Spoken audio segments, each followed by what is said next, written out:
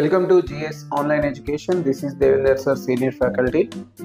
So మనకి ఉపరాష్ట్రపతి ఇవాళ కాంటెంపరీ సబ్జెక్ట్ కాబట్టి ఉపరాష్ట్రపతి పదవికి ఏకగ్రీవంగా ఎన్నికైన యునానమస్గా ఎన్నికైన వైస్ ప్రెసిడెంట్ ఎవరు అనేది చర్చగా ఉంది.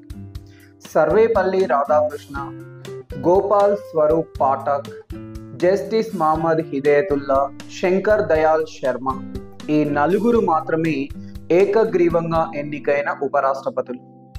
మరి నరేంద్ర మోదీ గవర్నమెంట్ ఫామ్ అయిన తర్వాత ఉపరాష్ట్రపతి పదవులకు పోటీ చేసిన వారికి ప్రత్యర్థులుగా పోటీ చేసిన వారు కూడా ఇవాళ వార్తగా ఉంది.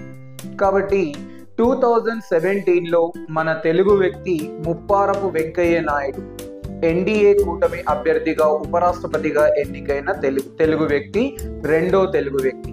వీరికి ప్రత్యర్థిగా పోటీ చేసిన వారు ఇక్కడ గోపాలకృష్ణ గాంధీ, తమిళనాడు వాసి. Gopalakrishna Gandhi retired IAS officer, Tamil Nadu, India కూటమి అభ్యర్థి.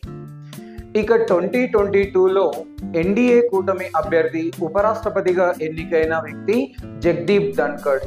వీరు రాజస్థాన్ రాష్ట్రానికి చెందిన వారు.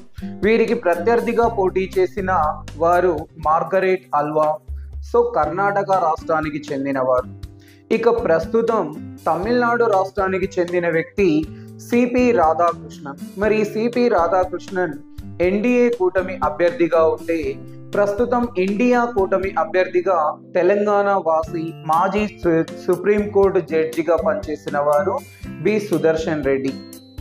Thank you. Please subscribe our channel and support me.